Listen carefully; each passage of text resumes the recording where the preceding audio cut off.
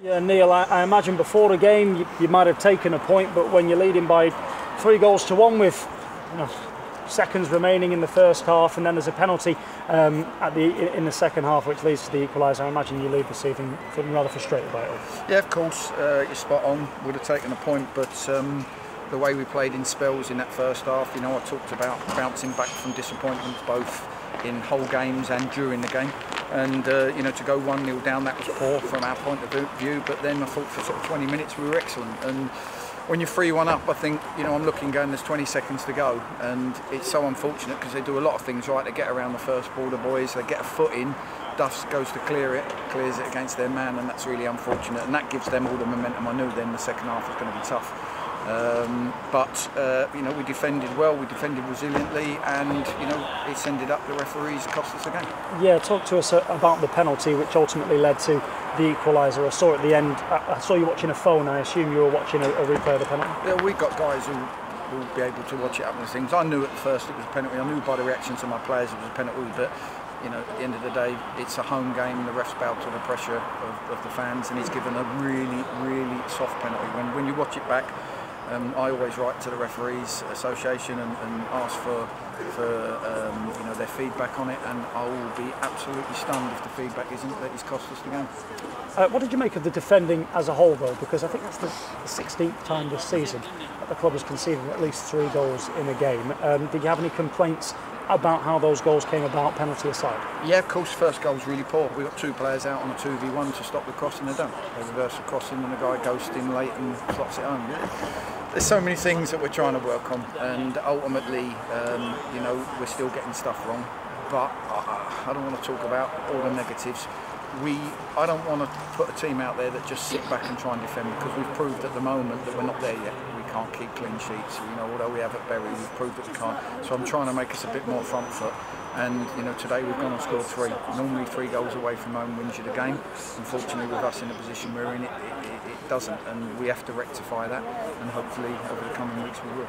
Did you learn enough from your players though this afternoon as far as kind of fight and mental fortitude to think that they are up for the fight at the bottom of the table? I think they're a fragile bunch, and when you're in the position we're in, you can be fragile. So we focused hard as staff, being really positive, really upbeat, really driving them forward, trying to help them to believe, driving them from the side of the pitch, driving them before in the dressing room, and hoping to sort of get their shoulders back and get them out there doing it. And I just told them in there, you should be proud. I know we're all disappointed, and we know that it's out of our control, the penalty, but I thought they fought for everything. How did you think Ben Barkley got on today? I thought it was an excellent debut, I really did.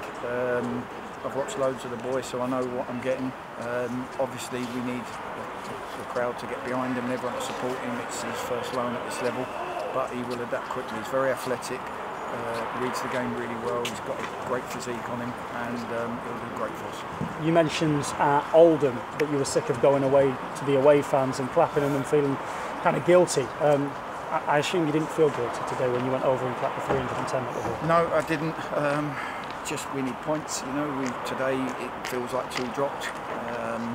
Just like I said, the 5 that we dropped in over the Christmas period, and we've got to stop doing that. But at the moment, with the group I've got, Matt Tootle trained yesterday and then declared himself not fit this morning. So what's that about? Yeah, he's got a dead leg and just felt that it wasn't right to play. So all of a sudden we had to look at what we did. Cedric played out of position there because we've done loads of work on the shape. I didn't want to then change the shape because of it. But we've got loads. If you look at the injury table, Vaughan's come off today. There's loads of issues that make the job a lot harder. But hopefully, during this week we can try and do a bit of business. Hopefully we can do a bit of business, and hopefully we can strengthen it and go into next week in a better place. Sorry to cut you off. I wasn't going to jump on doing a bit of business yet. I was going to try and do a bit of housework and housekeeping on the kind of Hemmings and Hewitts of this world. How are they fitness-wise? We're hopeful, and again I use that word hopeful. We're hopeful that Hewitt will be back at some point next week. Kane, it's a little bit, we're not quite sure. We think that he should be back, but it's not quite right. So we'll just we'll see how that goes this week. It could keep improving, and we get there. So them 2 certainly. Enzio, we'd be hopeful that by next week, not this week, coming next week, that he would be training fully.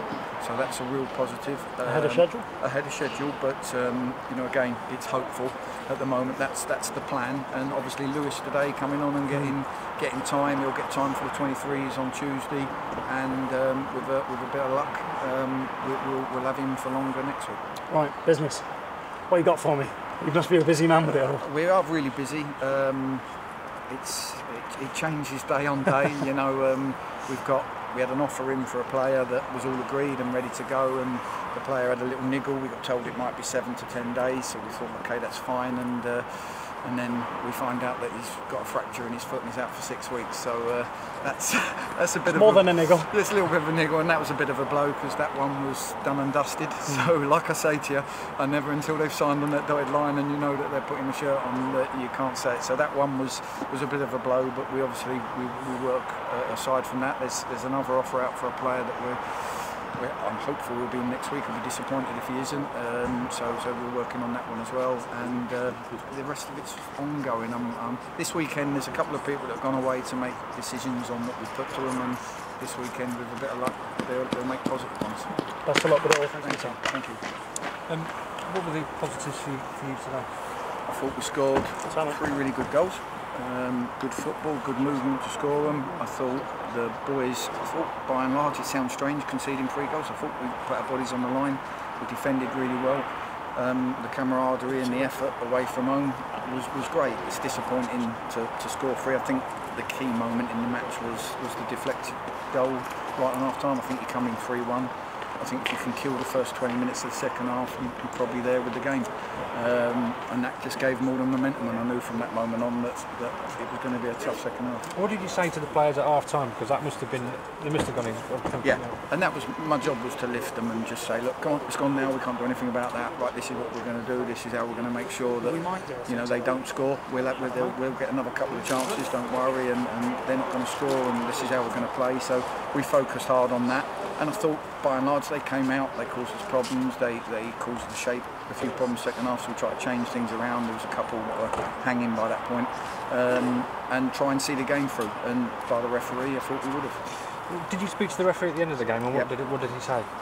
Usual, you know, they brush you away, so we know, we've seen it, we know that, you know, he couldn't wait to give it. The whistle was in his hand, in his mouth, as soon as the guy, I think, even went to start his dive. But there you go. Ben Barclay, just tell us a little bit of background about him, and when did you first become aware that he was available? So Ben's one that he had a few niggles and problems when he was younger with his knees and his back. So he's 22, he's at a good age, he's not that young, first year pro, he's like a 3rd year pro. We've liked him for a while. I've liked him for a while, even when I was at Wimbledon.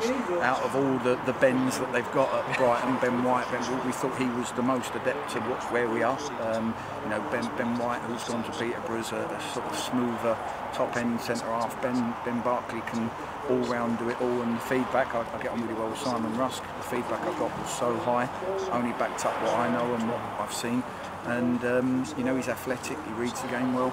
I thought you know, it's strange with 3 goals, he had a very good day. Keston Davis has gone back to Swansea. What was the reasoning behind that? We need the loans. You know, Keston wasn't costing us a fortune, but we needed the loans. Was playing him out of position in midfield, so why would we do that? Why don't we go and get an expert in midfield? And you know, it's unfortunate for Keston. He's a good lad, but it's